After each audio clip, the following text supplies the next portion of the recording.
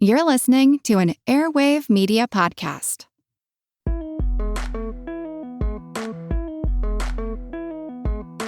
If you have a clogged drain, you call a plumber and they bring their toolkit and they fix it. I was like, I do that for conceptual things. I do that for non-tangible things. That's how I frame up design.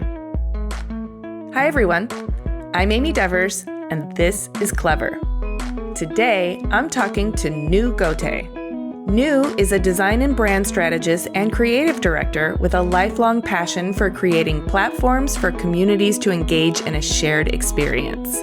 He holds a master's degree in strategic design and management from Parsons and has logged 12 plus years of brand experience across multiple industries with clients such as Puma, Sonos, Headspace, Everlane, and Levi's. In 2016, along with Alice Grandoit, he founded Room for Magic, an independent strategy and design studio that works at the intersection of culture, community, and commerce. In addition to Room for Magic, Nu and Alice teamed up with Marquise Stillwell of OpenBox, you may remember him from Clever episode 121, to create Deem Journal, a biannual print journal and online platform focused on design as a social practice. Now, with 3 issues out and a 4th on the way, I have to say, in my opinion, Deem Journal is one of the most important publications of our time. If you haven't checked it out yet, you have my strongest encouragement to do so at deemjournal.com. That's DEEM journal.com.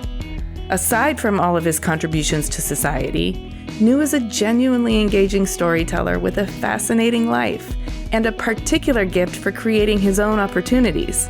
So, if you listen carefully, maybe some of that magic will rub off on you. Here's Nu.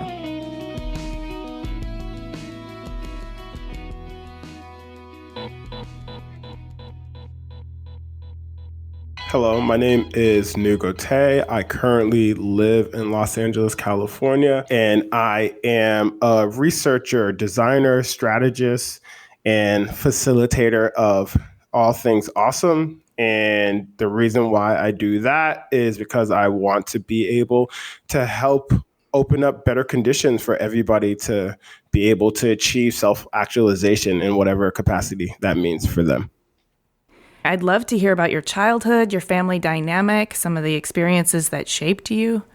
I was actually born in Liberia and came to the United States at the age of 3 as a refugee. I don't even think I really considered what that meant for me growing up in the United States. It didn't really come into effect or something that was in like the forefront of my mind until I was probably around the age of 16, the age where everybody started working. And I'm like, oh, of course, I need to get a job. I want to get a job. And then realizing that my Social Security card said I wasn't eligible to work. And I was like, I wonder why it says that. That doesn't make any sense. Like, of course, I should be able to work. And then like me realizing then like, oh, wait a minute, I guess I don't have employment status. What does that actually mean? And having to find ways around that. And that showed up like getting a job that you knew somebody who worked there wasn't going to ask you for your paperwork, or even getting a job and then them be like, okay, cool. Like you're hired. Make sure you bring in your Social Security card and your birth certificate next week, and being like, oh yeah, I'll bring it. And then hoping that they don't follow up. And then people just don't follow up because they're like, of course you have it. I'm busy. You're busy. Everybody's busy. Let's just do the work. In that, having a family that was navigating that, but then also then being in a community of different immigrants who either had similar issues or were dealing with many other different issues. My nuclear family, my mom, my dad, my older brother, my 2 younger sisters were really good at creating this like affirming bubble around ourselves that extended out to different friends and family who were in similar positions. So you didn't feel displaced growing up? Like, did you feel connected to your culture? I was living in Massachusetts, but I grew up in a Liberian household. There was never a moment where I felt like my culture or even my homeland was distant from me, because my mom and dad, like that was definitely something that was prevalent that they made sure to instill in us. And a lot of their friends were also Liberians. And then also I had cousins and other people around me. So it was like being in an ecosystem within an ecosystem within an ecosystem that allowed for me to be here physically, but still have connections to my Liberian culture and heritage. Being a refugee sounds like the transition to the United States wasn't a choice necessarily. It was more like, I need to get out of here and go somewhere. Did you feel any kind of residual separation anxiety from your parents? Not necessarily, because the state of Liberia in the 90s there was a civil war. Yeah.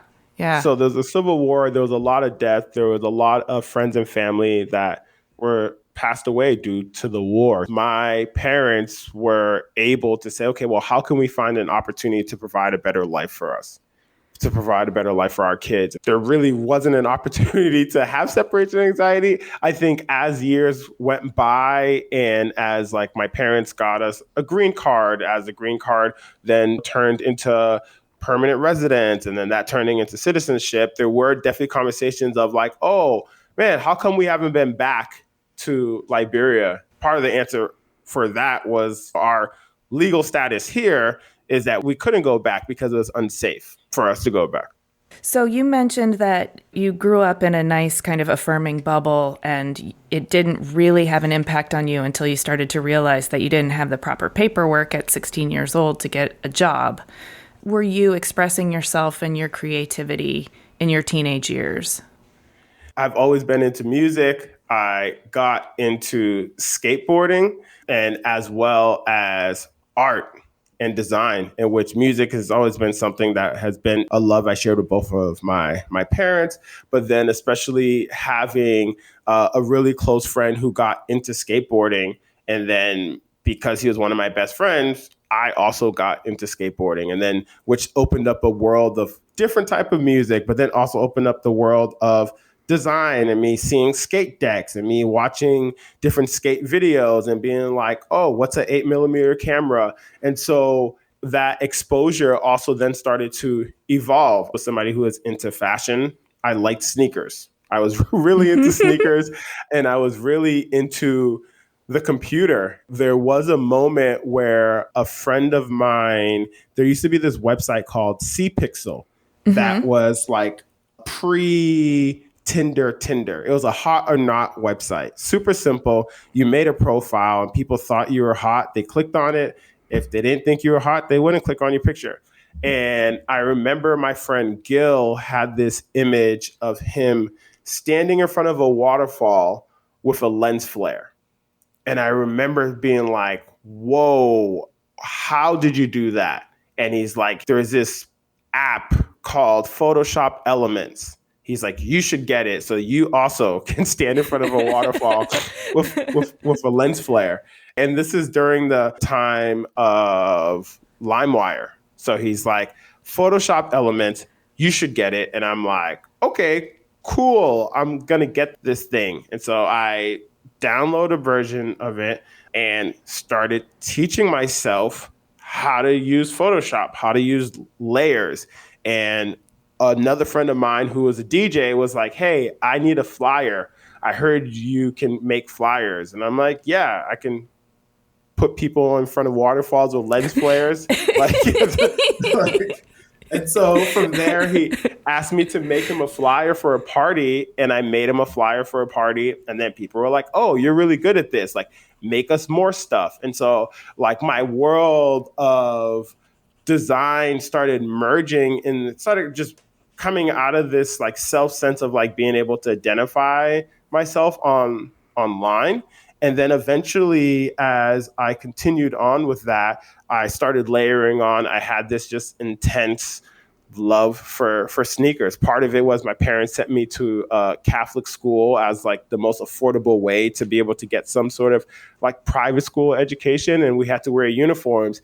And me and my three friends would like make sure that even though we're wearing a uniform, we had cool sneakers. And then we just started bonding around that. So then that led me to just doing research and joining a sneaker forum that I think it still exists. It's called Nike Talk, in which anybody who was into sneakers at the time was on that forum. And this is before there was a such thing called sneakerheads. And this was before like companies would make limited edition sneakers. It was pretty much people who would travel to different places and try to find old, obscure sneakers. If you were just a normal person who cared about sneakers, you would buy the newest sneaker. So everybody saw that you had that shoe.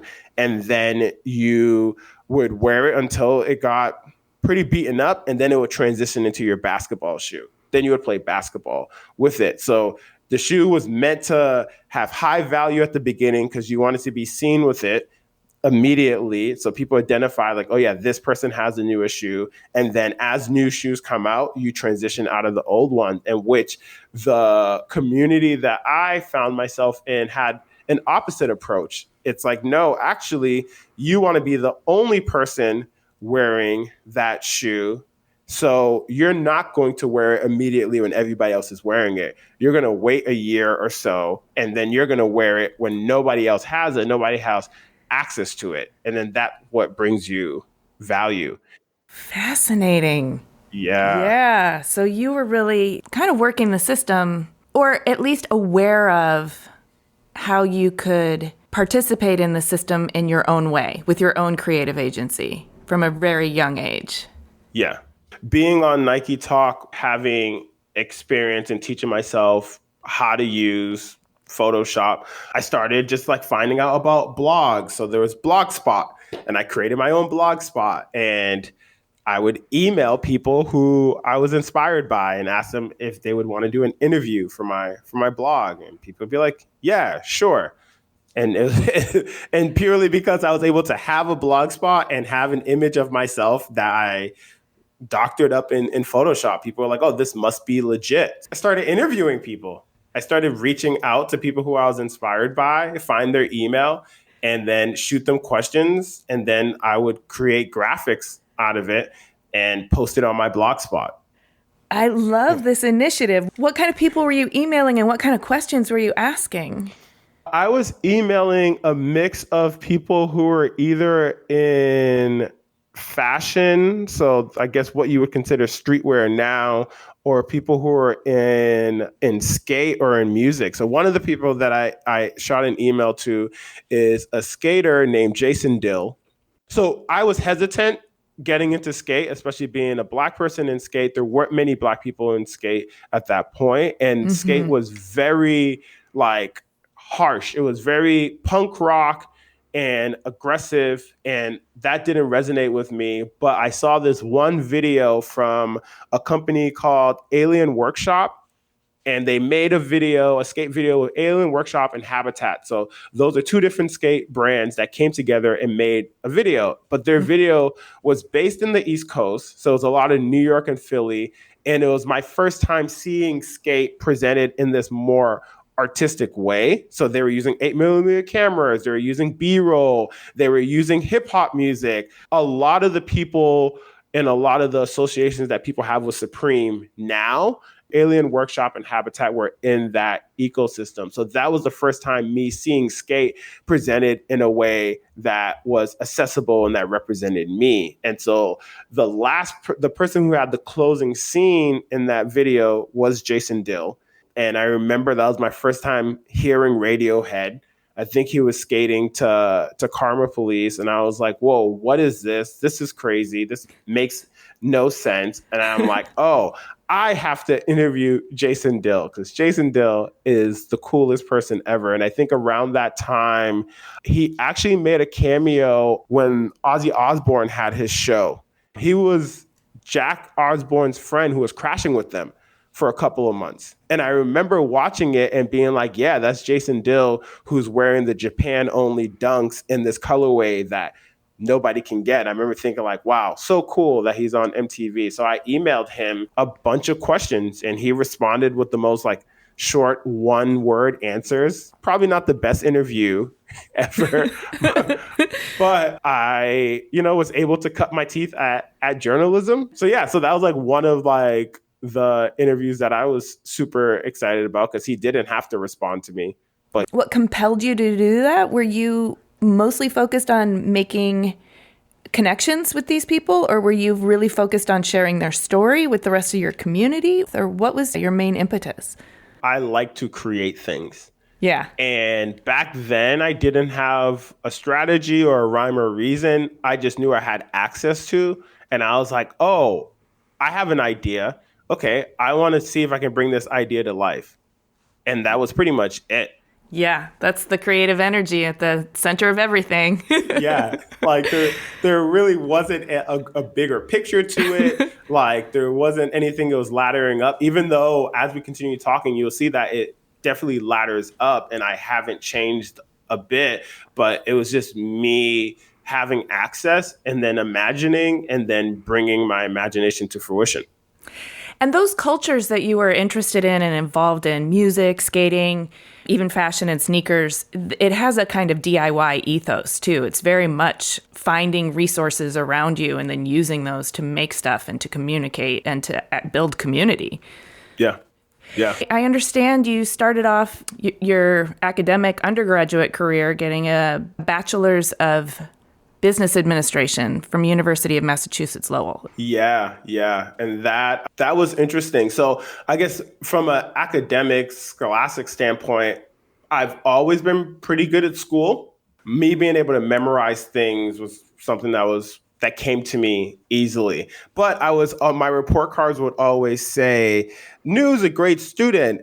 And with a little bit of more effort, he could be, because it was like, he's a B+ student, but with more effort, he could be an A student. And that would just be it across the board. And I knew why I was a B+ student. And it was because I was spending time learning how to teach myself Photoshop. I was spending a lot of time doing other things outside of school and exploring my interests. So I would do enough to be able to get the B, just shy of the A, and then take that extra capacity to teach myself something else. And so by the time I was going into college, like my parents, and especially coming from an African household, they're like, yeah, of course you're going to be a doctor. And I'm like, yeah, duh.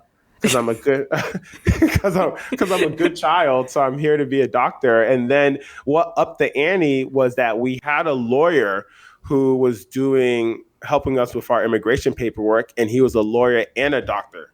And I was like, oh, wow, that's possible. I'm going to be a lawyer doctor. I have to be a lawyer doctor. Like, wow, lawyer doctor, here I come.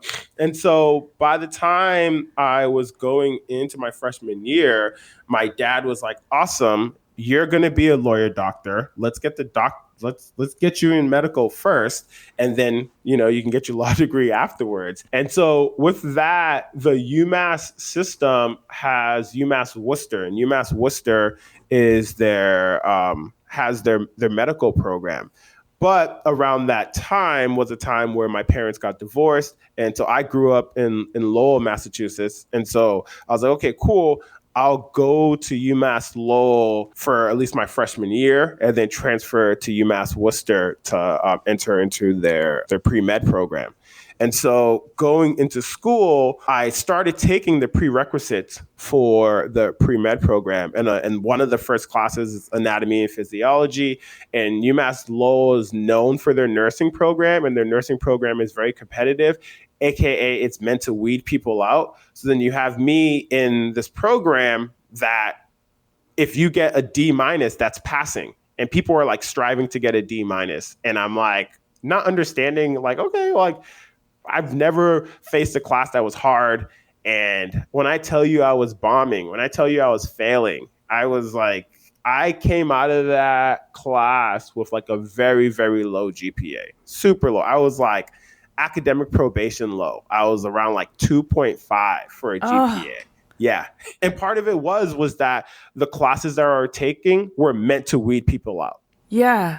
Yeah. But I mean, what did that do to your sense of self-esteem or your drive to be a doctor lawyer? I was afraid. I was afraid because I was like, I'm becoming stupid. Because I was studying. I was studying all the body parts you can think of. I was there. We were dissecting cats. We were doing I was engaged, Yeah. but I just was not getting it. I'm like, why is this not clicking to me? Why is this not coming to me as easy? And then there was something that saved my life. That saved my life. Actually, going through that semester and coming out with a really low GPA saved my life, because then what happened was I started creating more of a community and a network on campus of people who were like-minded. And as I was going into my second semester freshman year, somebody pulled me aside and they're like, hey, I understand your GPA is low. It's really low, but you should take some classes to boost your GPA. You should take drawing one. And I'm like, drawing one. They're like, yeah, you should take it. And I was like, I don't know if I want to take that class. They're like, well, it's an elective and you're guaranteed to get an A. Everybody gets an A in that class and it will help boost your GPA. And I'm like, okay, cool. So I signed up for it. And the way how the campus is set up, there's like the engineering and business side, which is on North Campus. And then there's like the humanities and art side, which is on South Campus. South Campus is grassy and it's like open and people are playing hacky sack. Whereas like North Campus was like brutalist architecture. And it was like the opposite. Everybody is busy on North Campus. They're rushing to and from class. South Campus, people They're all like, uptight. Hey. Yeah. They're all sort of dejected from working so hard in these hard classes. Yeah. So now like there's this class I have to take, drawing one, that's on South Campus. And it's a studio class. It's 3 hours. I'm like, whoa, what is this? A 3-hour class that's like late? I think it was an evening class. I think it was from like 6 to 9. It was like a complete mind bend of a class. But it saved my life because I learned so much from it. It was me sitting and following instructions. I learned that I can follow instructions very well. I'm not the best drawer in the world, but when we would have critiques, I would be able to understand that, the dot technique that we learned earlier was meant for us to then draw this basketball still life using the dot technique. It's not necessarily me showing how great I am as an artist, but it's me showing that I can follow through and I can make that connection between like practice and what we need to output. So that was a key thing. But also sitting and drawing for 3 hours in solitude and being in my head allowed me to really start to think and start for me to examine how I process information. And that was a key thing where I realized that it was no longer me just being able to recite and memorize information, which is what like anatomy and physiology was, like me memorizing things. I realized that I was much better at solving problems. I was much better at teach me the dot technique at the beginning of class and put the still life in front of me. And I will figure out, cool, I need to go from A to B to C in order to equal D and not just memorize A, B, C, D, A, B, C, D. And that moment was really a shift for me and was comforting that I was able to tell myself, it's not that you're getting stupid. It's that the way how you're processing information has changed. And what a glorious moment of awareness for you. Yeah. Now that I think back on it, I wonder what other influences brought me there. But that allowed me to then say, okay, you know what? The doctor lawyer thing, it may not be where I'm gonna hang my hat. And so another thing that saved me at the time was I have an uncle who lives in Liberia. He used to be a chemist, and shifted careers to be a career coach, a marriage coach, and he moved away from chemistry. And he just happened to be staying with us because I think he was giving a talk somewhere. He was on some panel, and him and I were just talking about like my interests. And I think he understood and he resonated with me saying that I didn't want to be a doctor, lawyer anymore. This was after I figured out like it just wasn't going to be feasible in the way how my mind was currently working. And I think he spoke to my dad. I think he had a conversation with my dad that, yeah, the doctor lawyer thing is probably not going to happen. And my dad should be cool with that. And I think because he had already gone through chemistry and had been a chemist and got burnt out, he was able to speak at a firsthand experience. And so then at that point, I didn't tell my parents I was changing, but I was like, man, I can't go from a doctor lawyer to a graphic designer. I was like, my parents don't even know what that is. They're going to think I just want to be an artist. They'll kill me. So I was like, you know what? Business seems like it's in the middle. seems like there's nothing wrong with being a businessman. Like that I can sell in. So then I ended up shifting to marketing. Yeah, marketing and management. And I can see the creative thread there. So business is a nice compromise. And you went through, you got your bachelor's, and did the business education actually really resonate with you? And are there still things that you pull from? Yeah. Also, during that time, the same person who tapped me and said, hey, you should do drawing one was this woman, Annie, who was the president of the ASAO, Students of African Origin, so the Black Student Union. And she also, for some reason, tapped me and said, hey, you're going to be the social chair for us. And I was like, I don't know what that is. And she's like, well, we're going to throw parties and do activations, and you're going to be our marketing person. And I was just like, oh, okay, like, cool. Like, I know how to make flyers. I guess I'm the marketing person. But so that also was like super early in me being put in a position where I'm like, oh, okay, well, how do I start to engage community? Right? Yeah, how do I start to rally community? And so around that time as well, I was still very interested in sneakers. I was on the forums and then found an opportunity to start blogging for a sneaker blog. And back then, there was only 2 sneaker blogs. There's a blog that you know now is Hypebeast, and then there's another one called Freshness Mag. And I was blogging for Freshness, and one day, I became an RA. It was very short-lived because I didn't write up enough residents, so I ended up getting fired from being an RA. Because you weren't a narc? Because I wasn't a narc, because I wasn't coming through writing people up. And my RD just found it fascinating that how could I be the only person who did not write anyone up? I should have probably wrote some people up just to at least have some numbers on the board, but I was just kind of like, yo, if you're having a party, I'll be back in 30 minutes. And when I come back, nobody should be here. And that usually would work. People would be like, okay, cool. Like, we're going to disperse. But with that, I had some residents who were freshmen. They went to a career fair and came back, not even a career fair, but like a freshman fair where it's just like they stuffed these freshmen's bag with a bunch of swag and a bunch of just like Chosky cheap stuff. And I remember somebody was looking through the bag and I saw a flyer for an event.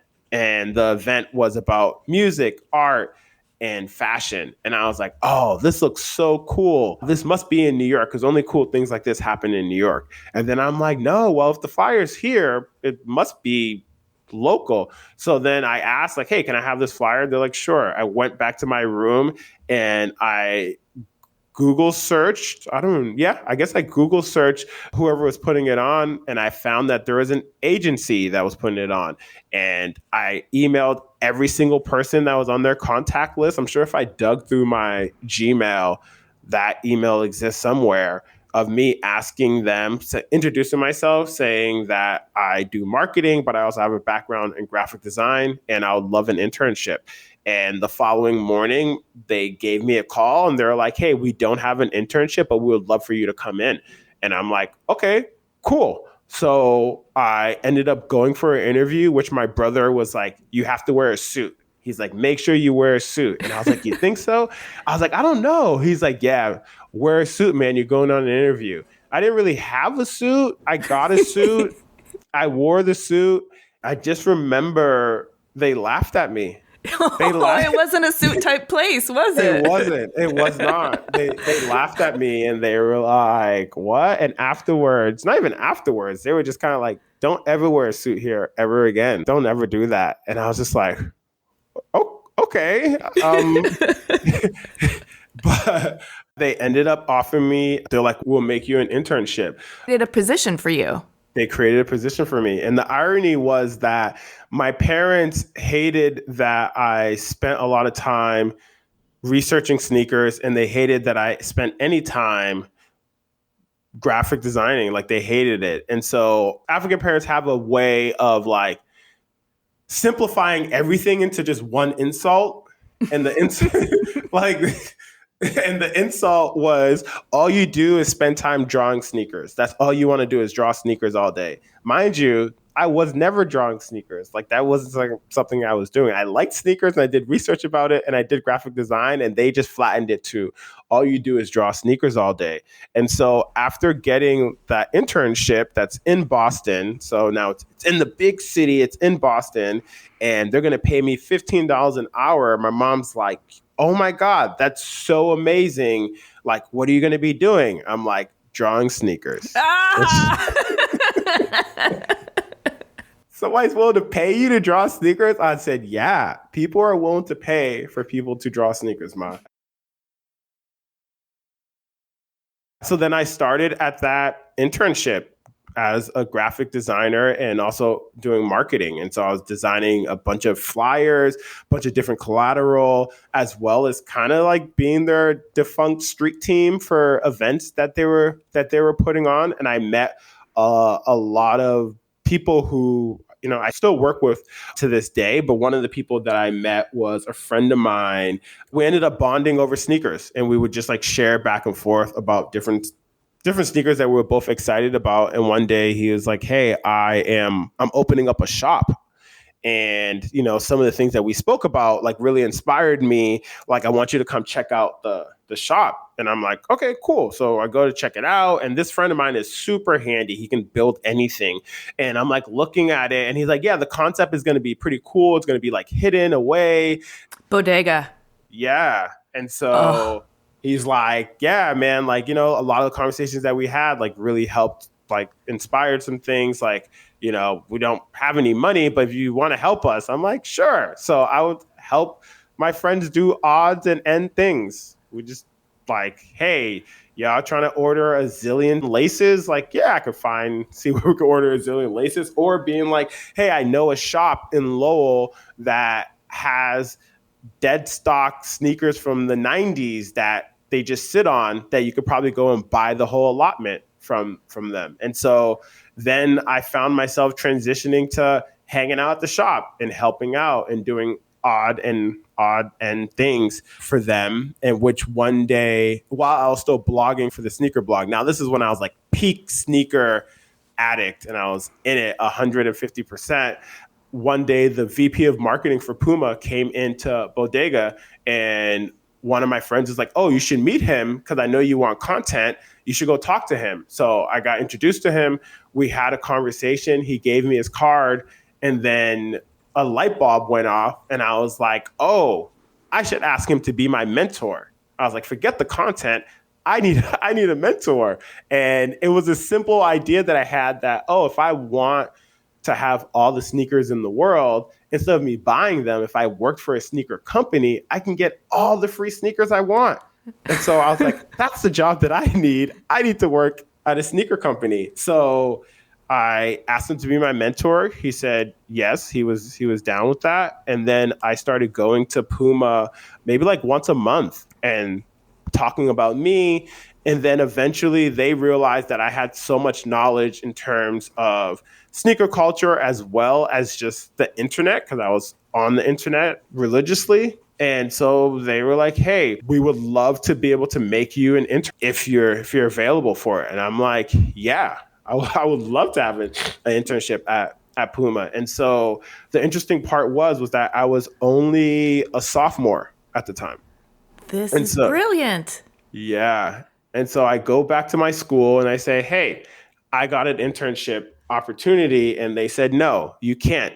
because you either have to be a junior or senior to have an internship. So you can't have an internship. So then I went back to Puma and I said, my school said I can't have an internship. And they're like, fine, we'll make it a part-time job and we'll just pay you. Don't worry about the credits. And I'm like, awesome. So then I started as an intern at Puma. Damn. So they created this position for you and they were willing to make it whatever it needed to be so that you could actually do it. This must have been incredibly validating. And it was also kind of because you had the initiative to ask someone to be your mentor, which is you exercising your creative agency in the world. Yeah. So yeah. And then, I mean, it was like the perfect storm of me being somebody who understood sneakers and understood the internet. And and this was during the time where like print was king. Everything was about print. And I would say, hey, there's these blogs called Hypebeast, Nice Kicks. I was like, all these blogs that are awesome that we should work with. And everybody would be like, blogs? What's that? And I would be like, well, if you gave me budget or if you gave me an opportunity, like, I think I can get other sneakers to sell out and not just the sneakers that are limited edition. And so they gave me the opportunity and I would like pool my friends. And I've always had really talented friends that are great at creating. And I would like one of my best friends, Eastman Garcia, I'd be like, hey, East, let's shoot this campaign for these shoes, even though a campaign was really us just doing lifestyle photography. Because back then there wasn't really lifestyle photography. Back then people would just find a catalog and you would just take a screen grab of the catalog. And that's what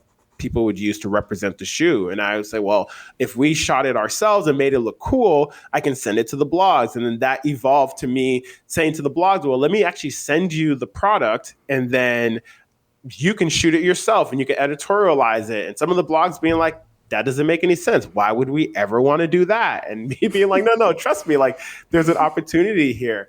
And so I spent a really good time at Puma cutting my teeth, learning about marketing, and they gave me enough agency to just do a bunch of cool things. It wasn't all smooth sailing. One of the most pinnacle moments was I almost got fired because I was too lax. And kind of felt like I was like on cruise control there. There was like a big, huge sales meeting that was happening and they wanted me to DJ in this specific moment where I was supposed to queue up a specific song. But it was during the time where Serato, which is a DJ software that now everybody sees whenever you have a DJ with a laptop, they're using Serato to control the music. Back then, Serato was brand new. I wasn't as comfortable with it, but I said I was, and I completely dropped the ball. And luckily, the person who spoke to me, who's a really great friend of mine to this day, Teo Kitel, pulled me aside and said some things that have resonated with me forever. And he was pretty much like, hey, you're too lax. You're not hungry anymore. He said the difference between the job that you want is the job that you have. And you're never going to get the job that you want if you don't execute the job that you have. And that set a fire under me. That was my first time being in this position where I'm like, oh, I'm failing. I'm dropping the ball and I need to do something about it. And then I just like kicked into overdrive and really got my shit together to be able to not only like do what's being asked of me, but go above and beyond.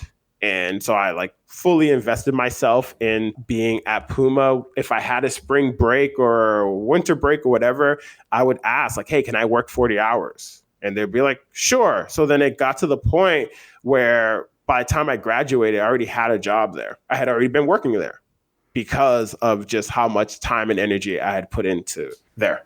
Whoa. You know what else strikes me about this, in addition to your initiative, is your willingness to hear what you need to hear when it's being shared with you.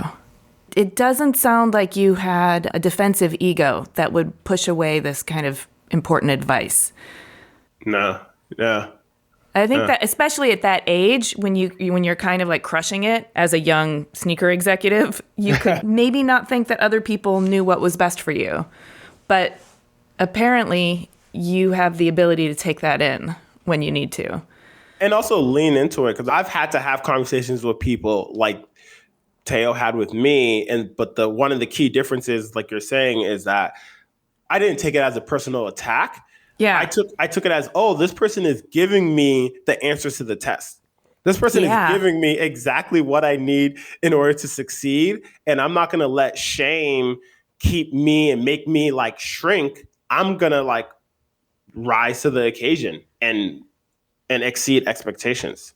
Yeah. What a beautiful characteristic you have. Yeah. So I know you at some point went back to school and got a master's in strategic design and management from Parsons. Can you kind of fill in the gaps for us? Yeah. So I guess a super quick speed warp fast forward was after Puma, I worked at Red Bull. After Red Bull, I worked at Sonos. And the common thread was I really became good at adding value in terms of creating brands and creating desirability for inanimate objects. So that really was a trajectory that I carved out for myself. But then I was also victim to my own success, because then it became very easy for my managers to only perceive me as the cool black guy who only wants to do cool black guy things. Oh, I'm so glad you pointed that out. That would be a pigeonhole. Yeah. And so that became kind of... So even though you proved yourself, you still got to prove yourself. Yeah. I remember having a review of a new manager who barely even like knew me or understood me and was like, hey, one day you're going to be the global head of culture marketing.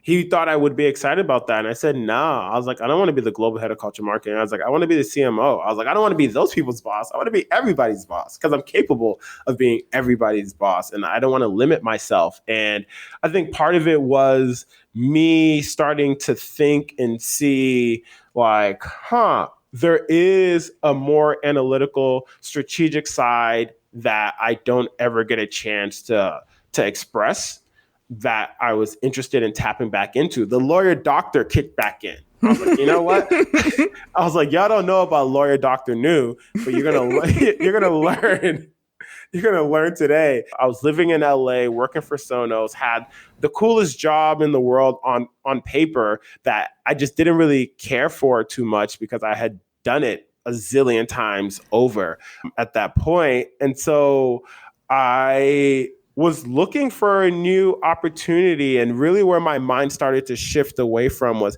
I was good at selling people things.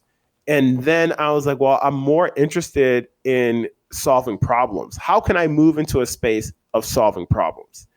And in that, I started just asking around because there were other job opportunities, whether I was talking to other big brands that people love. I knew it was just going to bring me further up the cool black guy ladder. And so I had a conversation with this gentleman named Meek, who is like this ambiguous creative director who just works on the coolest shit. And I was like, Meek, what did you go to school for? And he's like, oh, I went to school for engineering. And I was like, oh, you went to school for engineering, but you're not an engineer. He's like, no, but I think like an engineer. So then that set off a light bulb. I was like, well, what if I got an engineering degree? And then that I can use the framework and the rigor from engineering to be able then to solve problems. And I can like get to the point that I'm this like ambiguous problem solver. And so I went to my dad and I said, yo, engineering. He's like, oh my God, I've always wanted an engineer as a son. Amazing. Yeah, but I was like, but I don't think I'm going to become an engineer. And he's like, then why would you go get an engineering degree if you're not going to become an engineer? And I was like, oh, I want to use the skill sets to solve problems. And he's like, that sounds ridiculous. That doesn't make any sense. And I'm like, no, I think it does. So then I started looking into engineering programs. I started looking into architecture, civil planning, like urban design. And I happened to find a degree at Parsons called strategic design and management, which was human-centered design, social entrepreneurship, and just the right amount of vagueness, but with still a precision and a perspective that I was like, oh, you know what? This may make sense for me to adopt. And so I ended up enrolling in the program. The program was probably 2 years old at the time, kind of ambiguous, still was forming itself. And that's how I was able to then shift into the world of design with a capital D. And when I got there, and after being there for a bit, I was like, oh, this isn't much different from the work that I've been doing. Now I just have a vocabulary to be able to frame it up in a different way. Yeah. Yeah. And you also now have this line on your resume that says you're a strategist, which is, it seems like a bridge for not just doing the cool black guy stuff. Yes, because then going into design thinking, coming out of it, I was like, okay, well, what does this mean? After 2 years of being in a very theoretical program, I started asking myself, okay, well, now how does this translate into something tangible? And people were like, oh, you should consider strategy. And I was like, oh, well, I don't really know what strategy is.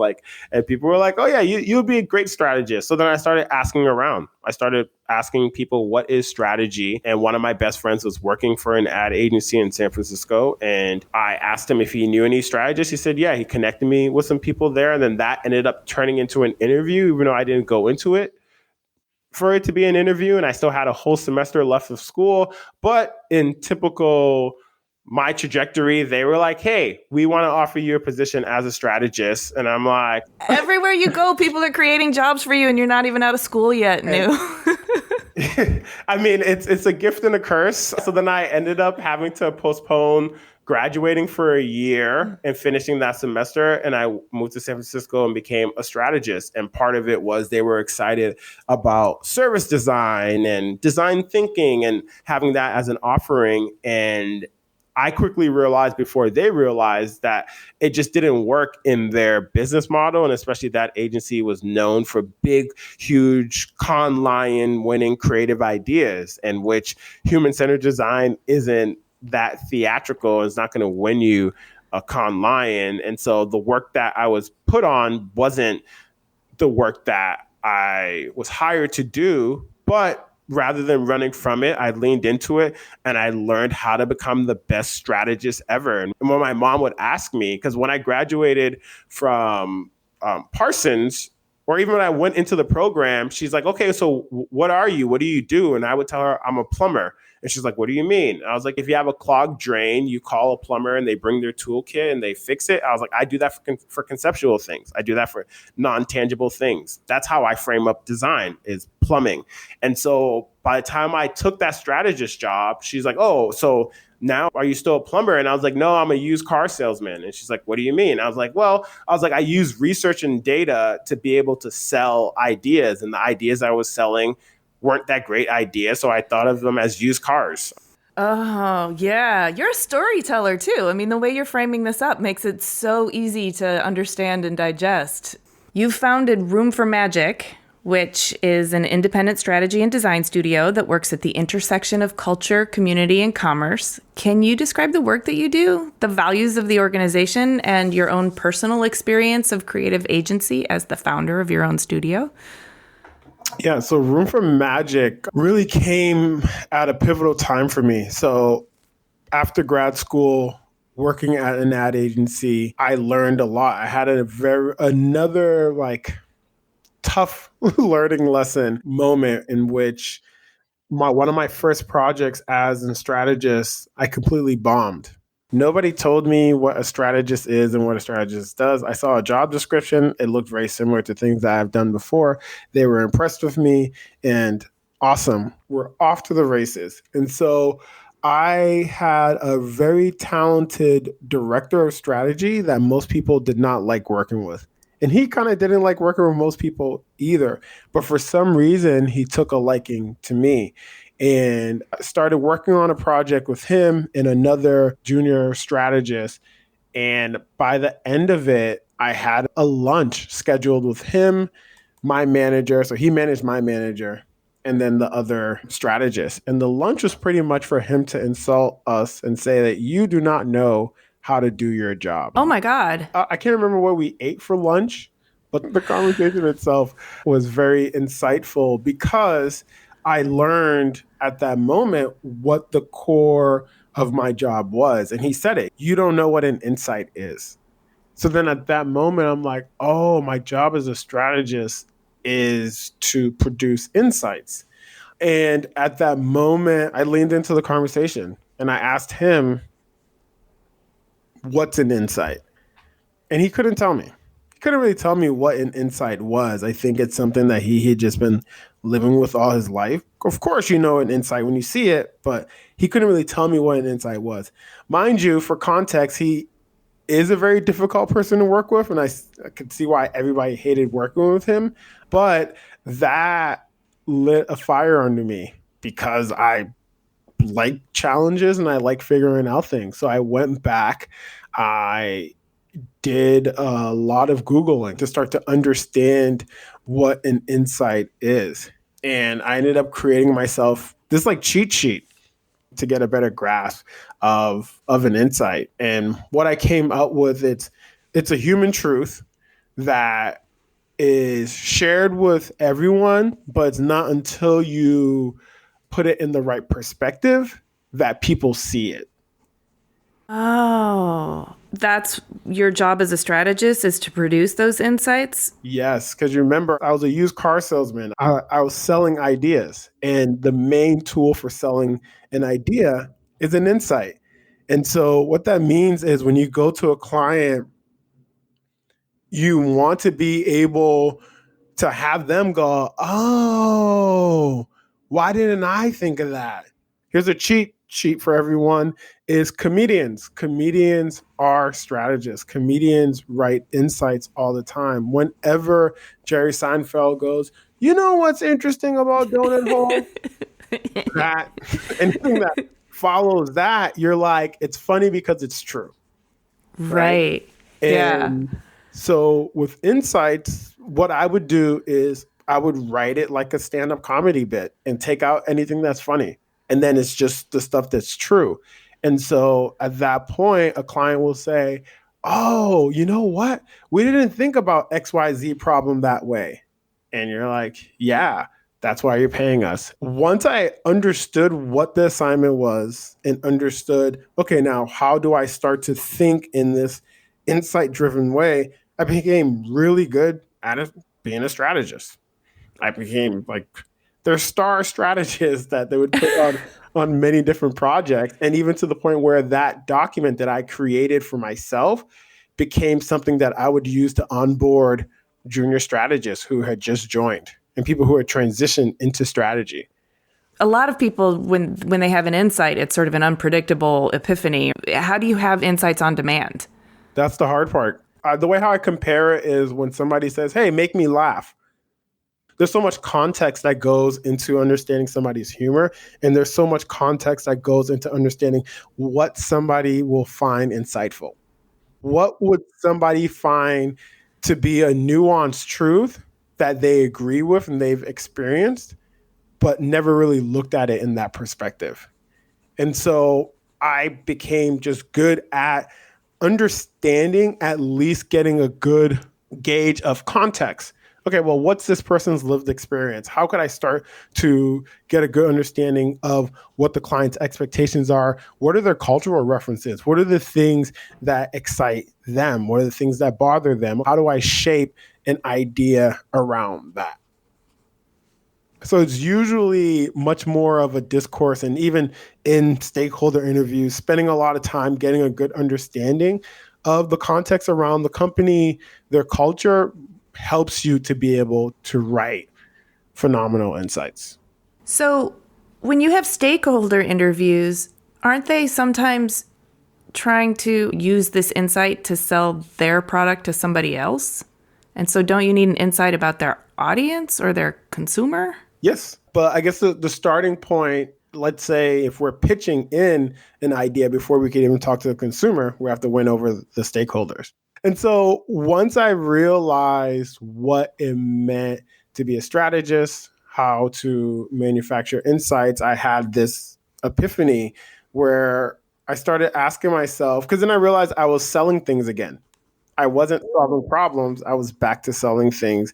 And I was more interested in, okay, well, now, what does this mean for me as a plumber turned used car salesman who has these skills? How can I start to actually combine that with my passion for community, culture, and solving problems?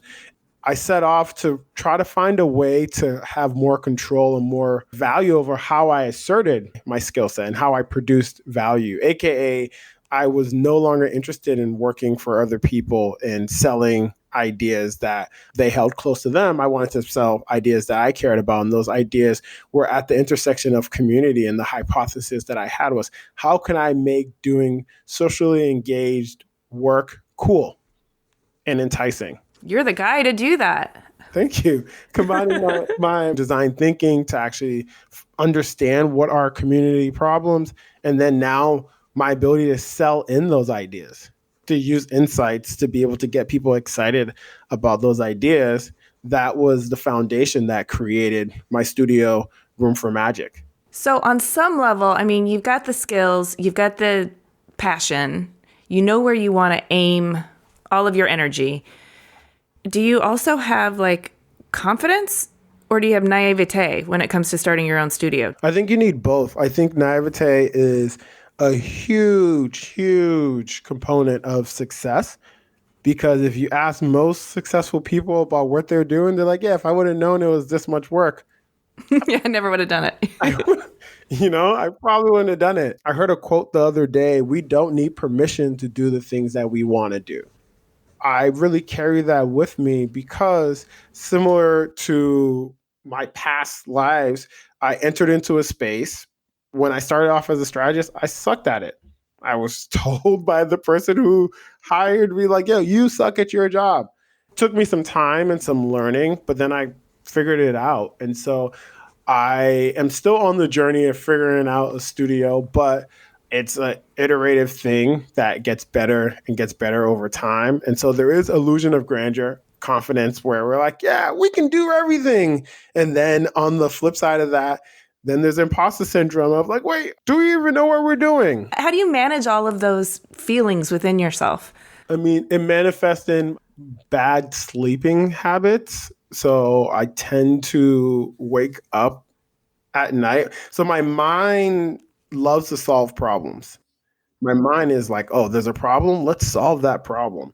Especially at night when it's like, hey, we didn't solve all the problems of the world today. Let's talk about that. So my mind would just start going through like to-do things, agenda things. Oh, you got to talk to this person. Then there's this.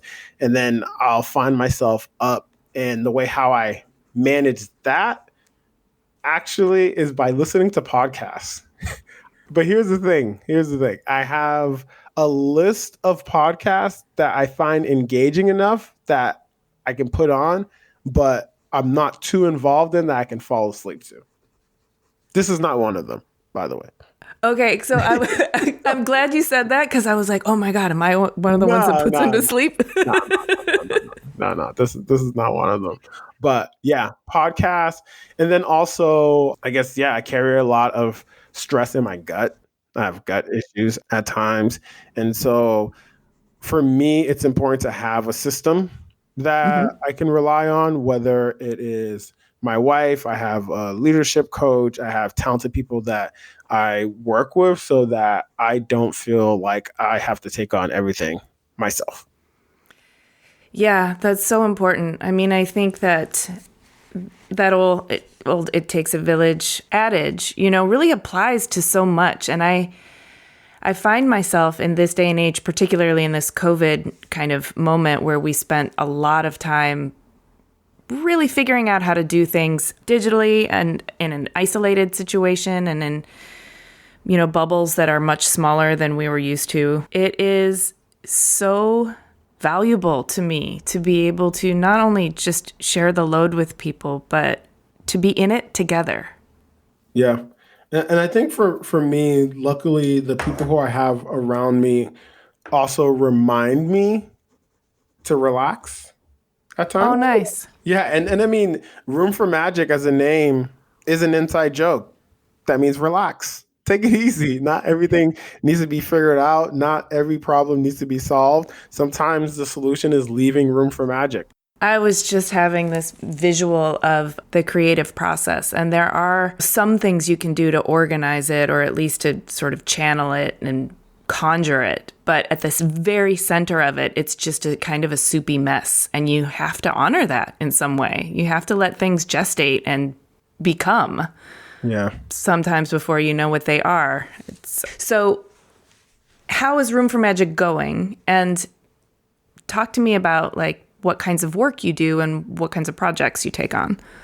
So Room for Magic's going well. It is a baby that I still feel like it's in its infancy. I mean, we started in 2016, and our goal was to instigate equitable exchange. And that comes from working at brands, cultural institutions, and seeing that they always want to engage with different communities, but usually do not bring in communities until probably like the last phase. And our job is kind of it's a Robin Hood model. We're being paid by the external entity, but we're in service of the community. And how we try to approach that is community, not necessarily from a geographical or demographic standpoint solely, but looking at wants, needs, desires, and pain points. And how do we start to use those feelings to be able to triangulate a group of people that have shared problems to be able to solve.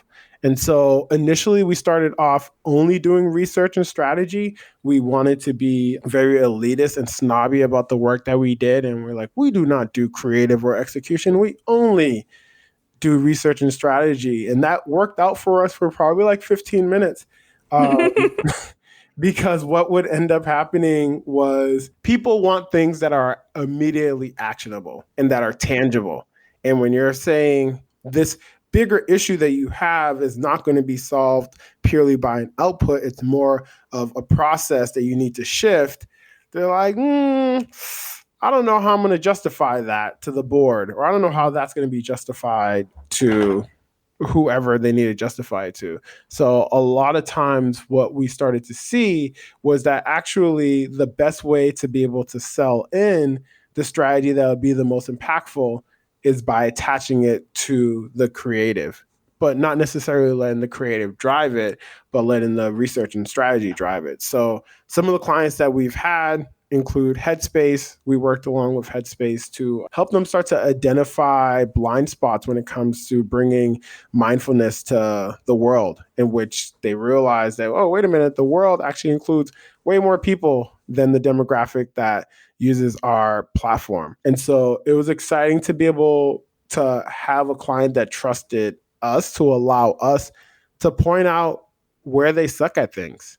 And it led to some very interesting conversations that then led to us helping them develop and launch a strategy for hiring new meditation teachers into their app, in which when we started the process, I didn't really think anything of it. It wasn't until at the end of it that they were like, no, like Andy's the co-founder. Andy has been the only voice in the app for like 13 years. Then Eve joined him 3 years ago, and we've never hired any other meditation teachers. So they're like, actually, you just helped us do something monumental. And we're like, awesome. So then I was like, well, can we do it again? Can we start to create a process or framework that will allow for us to move beyond just 4 meditation teachers? What does it look like for 6 meditation teachers? And so the teachers that we actually helped them to hire is this awesome woman, Dora, and this gentleman, Kasanga, and which are both Black. And that also came out of the research that we did, that we're like, oh, if you're looking to engage more with specific community, representation matters, not only from an identity standpoint, but also a lived experience and content standpoint. And that is something that you need somebody who is part of that community to be able to be the steward for. And they were open to that. That was such a great example. I totally see how you're serving community at the expense of the person who actually wants to reach the community. So it's a very win-win exchange, or equitable, as you set out. Yeah. So that's great. Are you finding that you're attracting the right kind of clients who are willing to work with you in this way? Yes, more and more. I think it's when we started in 2016 and we were like, we're a community-centric design studio, people. But I mean, because of the development of COVID, the murder of George Floyd, like trans visibility, and the people were like, oh, hey, are y'all still doing that thing with community? We're like, yep, we're still doing the thing with community. They're like, yeah, we think we need that. And we're like, yeah, we think, because at the end of the day, the way how we see it is every problem is a community problem. Nothing happens in isolation, and things usually don't happen from the top down. So even if you have influencers only have influence if they have people to influence. Right. So even from that standpoint, community is always the lens and always the way in, and finding opportunities to be able to explore that with different clients with different set of issues is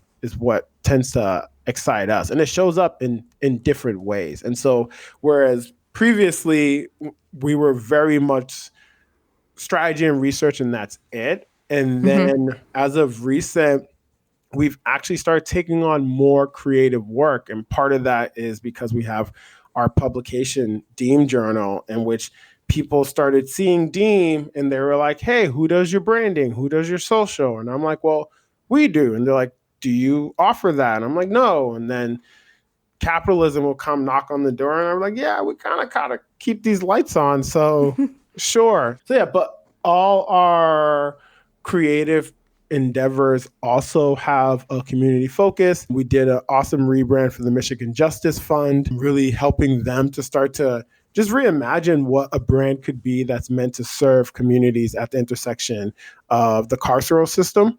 We just finished launching a site for Herman Miller for their diversity and design initiative, and trying to create a platform that will help to really democratize the world of design and bring in many different types of designers into that world.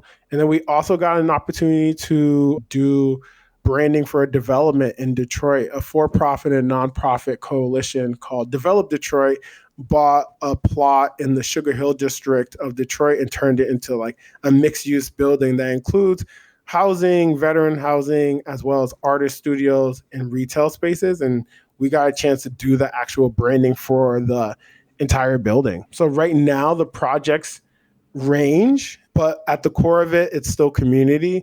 And at the core of that, there still is just this hunger to use creative and strategy to instigate equitable exchange between communities and external entities.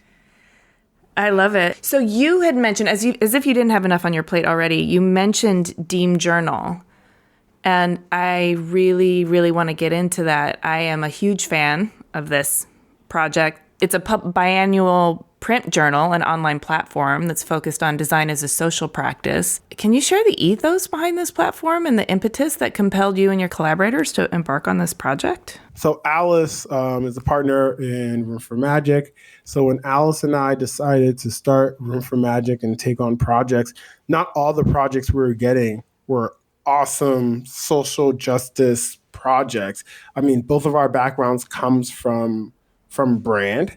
And so in that, a lot of the work that we were getting were brand things. It would be like, hey, Puma and Sesame Street want to do this product launch. And we'll be like, okay, cool. Like, we'll do it for them. We just won't put it on our site. I mean, we don't have anything on our site right now, which is going to change soon. But with a lot of the work that we were doing and the things that we're interested in, we weren't always finding the opportunities to do the research that we cared about. And so there was this like push for us to try to figure out, okay, well, how do we start to publish things that we care about? How do we start to research the things that we care about if other people aren't going to pay us for it?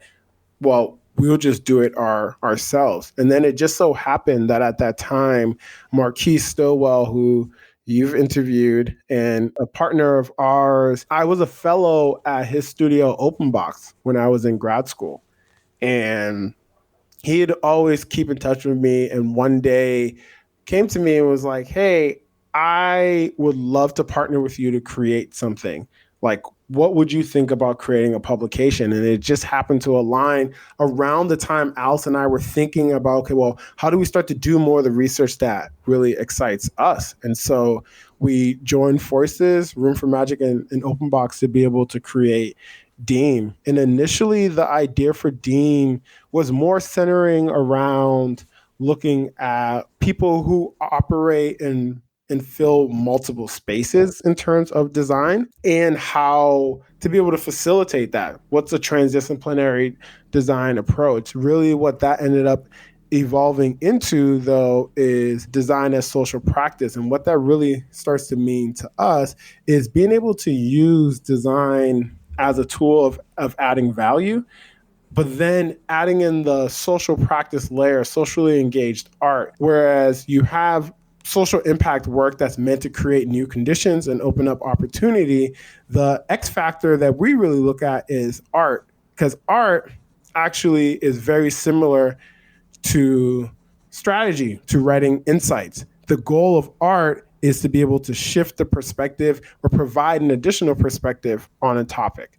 In which, for us, once we start looking at social issues that impact different communities, what often tends to happen is that you have practitioners that are trained in a specific process and methodology and approach the problem in a very straightforward way. And we're like, well, what starts to happen if you actually reframe that and you start to look at it in a new perspective? And that's where art actually comes in.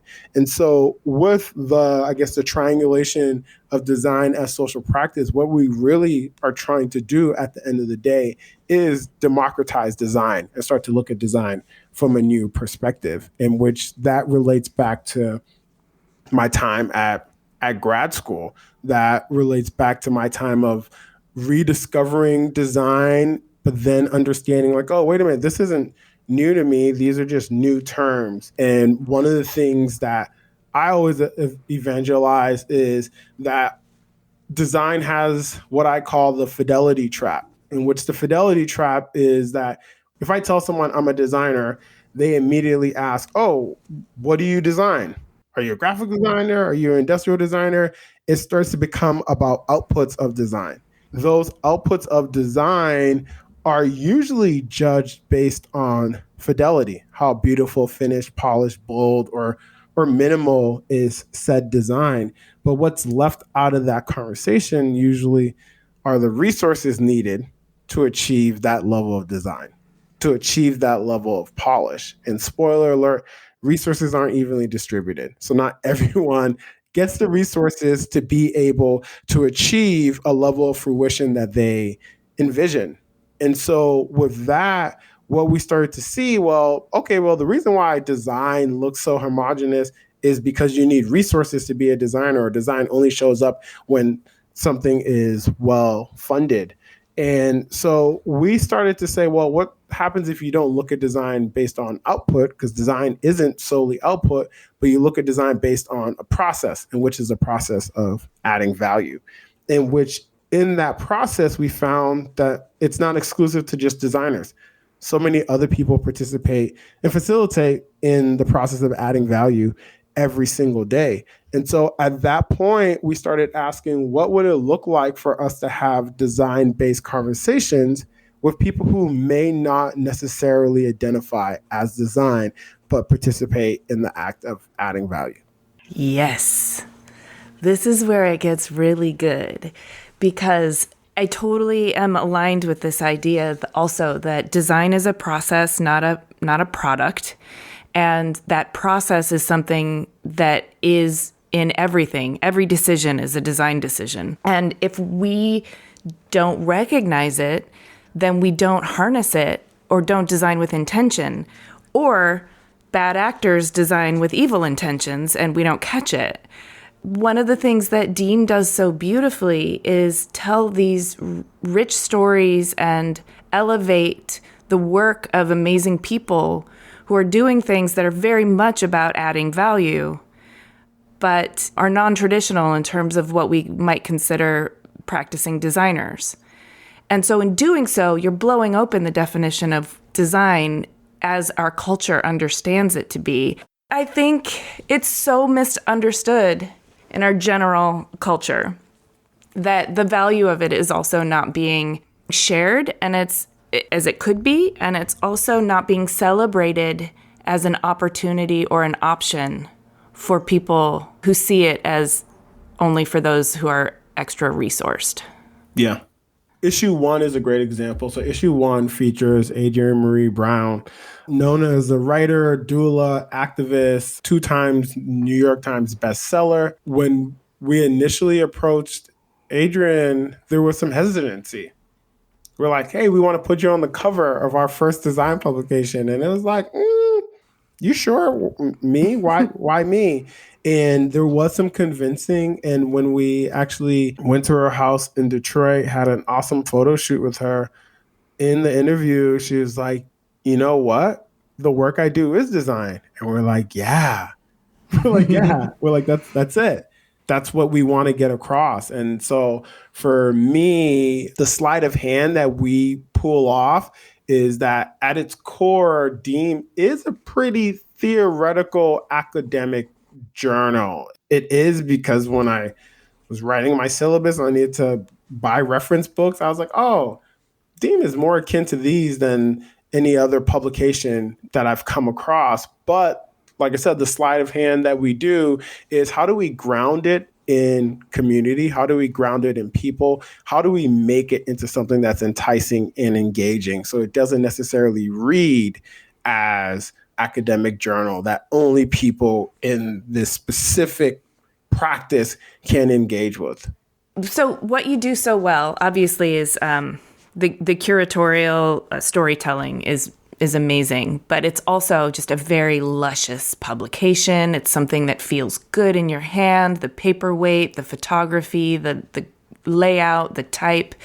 It makes you want to dive into it. And then your mind is so edified by the experience. I mean, so many publications are just kind of like shiny, and they're just trying to get your attention for a little while.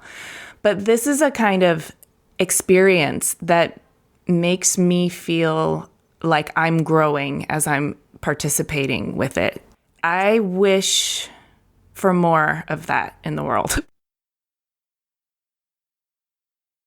So can we talk about your creative process as it's related to Deem and also, everything else that you do? So you had mentioned the first issue, which the title of it was Designing for Dignity.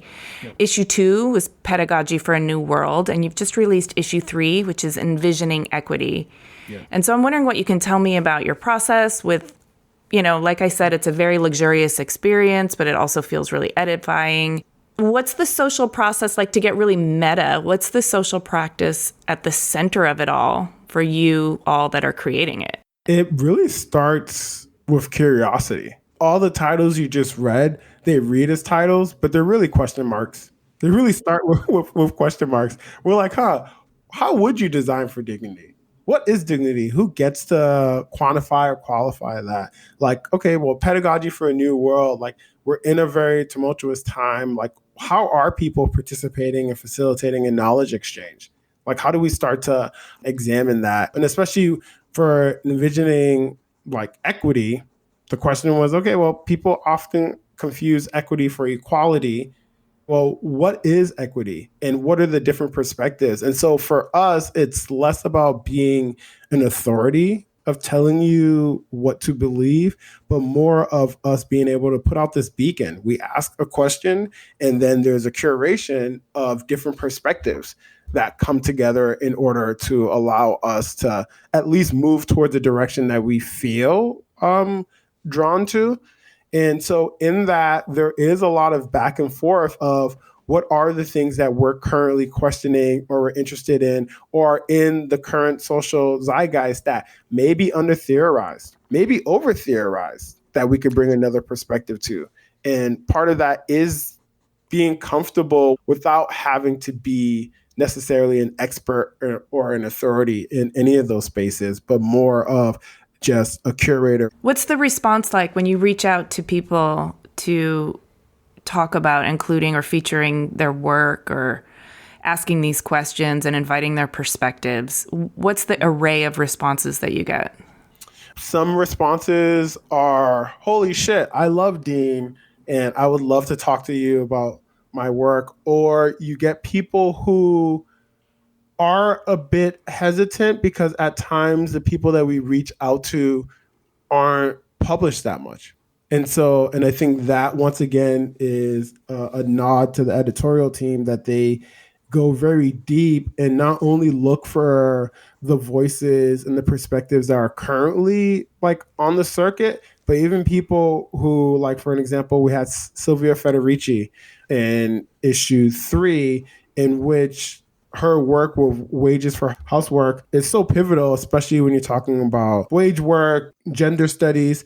But to be able to put her in conversation, in an intergenerational conversation with a younger designer, at first, it's like, well, does this work? Does this make sense? This isn't as straightforward as possible. But I think now, as we continue with issues and we're working on issue 4, now we're starting to see that there is much more of a warm response because we have more of a track record, which initially there was some coercing that we had to do of people and kind of say, like, trust us, we have a vision. And then they're like, okay, then it comes out, they're like, oh, wow, that's awesome.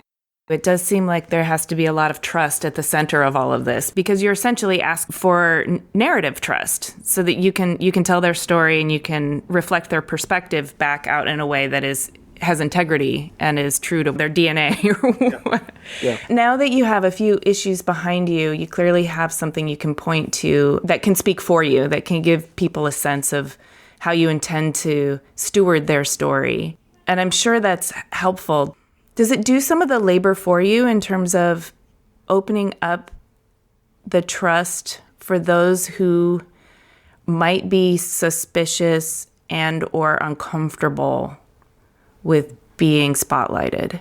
Yeah, there is somebody for issue 4 who's going to be featured on the cover who was somebody who we were like, oh, we want to be in conversation with this person, but we probably need a couple of issues in because this person's time is super, super limited.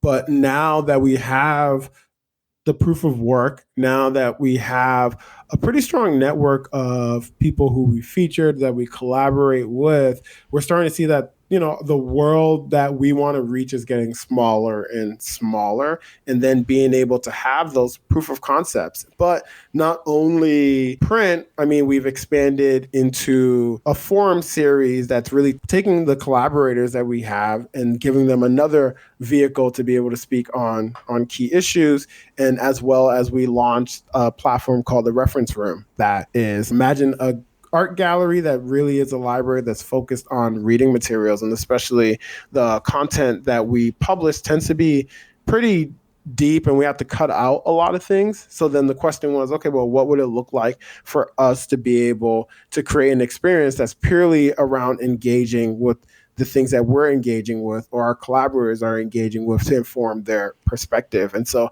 the more we continue to not only develop print, but then also other elements and other touch points, I think the more proof of concept we'll have out there, and even just the more Deem will continue to grow and allow us to engage with people and build trust. What's been the response to the Reference Room?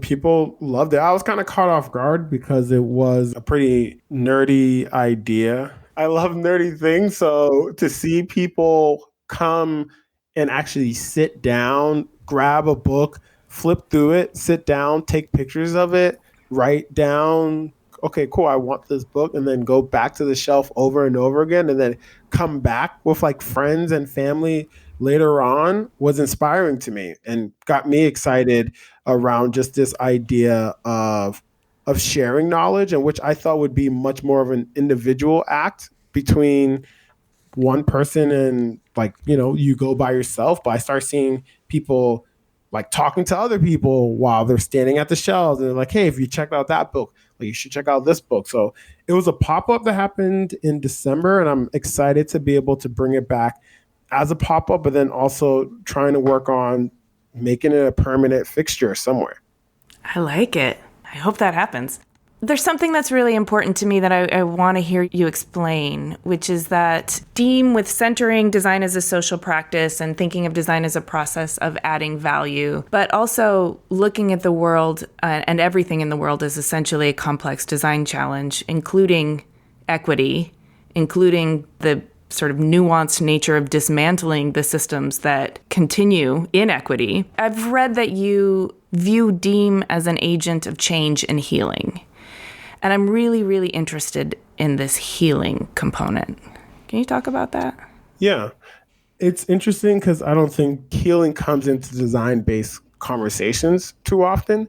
But really what we're looking at is how do we start to create means for people to be able to harness their own power, right? People, especially people who sit in different intersections of oppression, like how do you actually start to think about harnessing your own power to create moments of affirmation or to create systems of affirmation? So even the act of dismantling oppressive systems is an act of healing, an act of opening up space that will then allow for what you need to fulfill you to rush in. And so a lot of times the content that we do feature is from a perspective of people who are doing that work, people who are creating those spaces and those opportunities for themselves and others to be able to heal in whatever form that looks like. So one of my favorite examples is we did a piece with Activation Residency.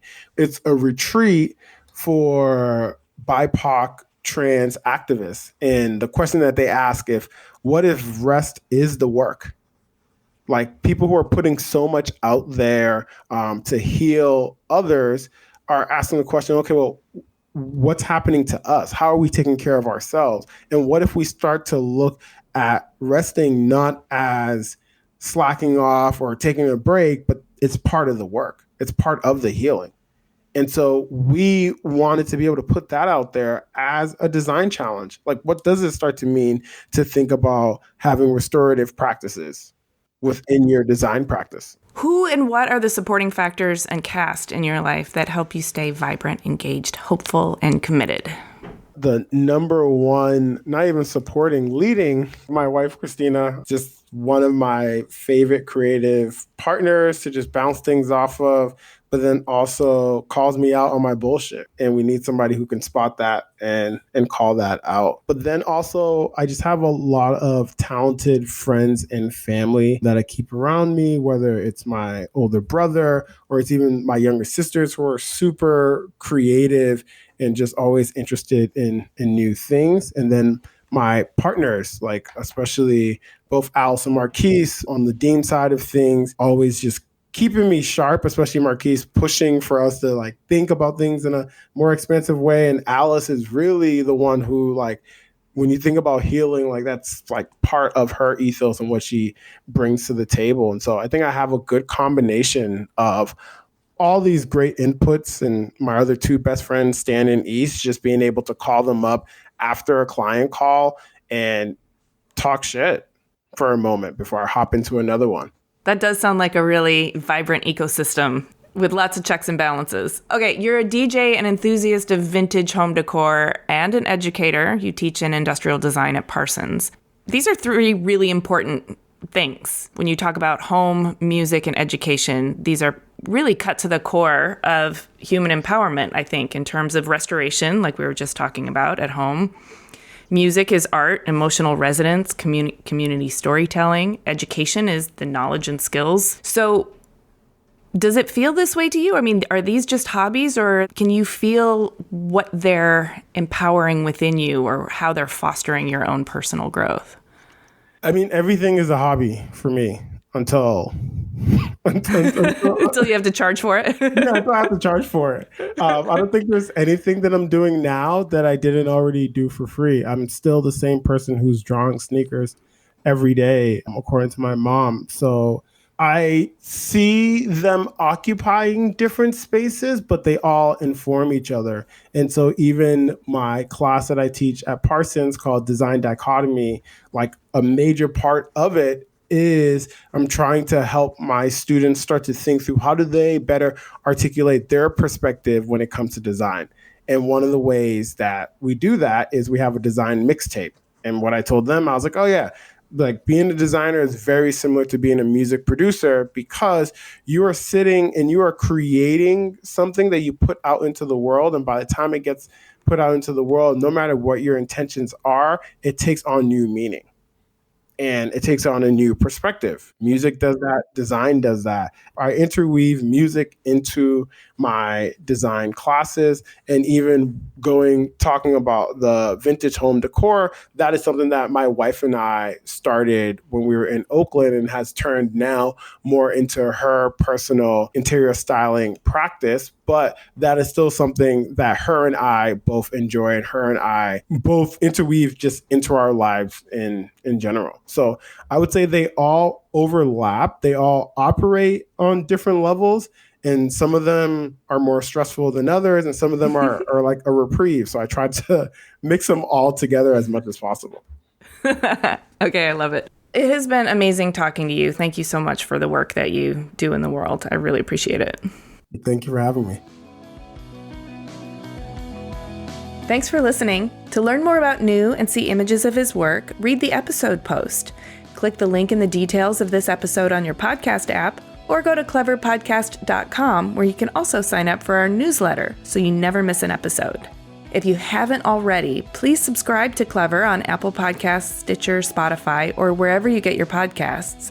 And I want to thank everyone who has taken the time to leave a review. It really helps us connect with others who would find these stories inspiring. We also love chatting with you on Twitter, Instagram, and Facebook. You can find us at Clever Podcast, and you can find me at Amy Devers. Clever is hosted and produced by me, Amy Devers, with editing by Rich Straffolino, production assistance from Ilana Nevins and Anushka Stefan, and music by L1011. Clever is part of the Airwave Media Podcast Network. Visit airwavemedia.com to discover more great shows. They curate the best of them, so you don't have to.